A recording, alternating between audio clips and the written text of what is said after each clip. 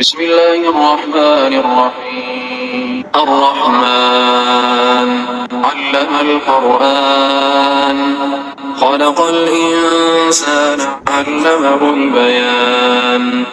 الشمس والقمر بحسبان والنجم والشجر يسجدان والسماء رفعها ووضع الميزان ألا تطغوا في الميزان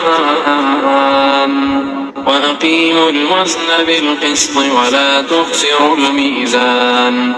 والأرض وضعها للأنام فيها فاكهة والنخل ذات الأكمام والحب ذو العصف والريحان.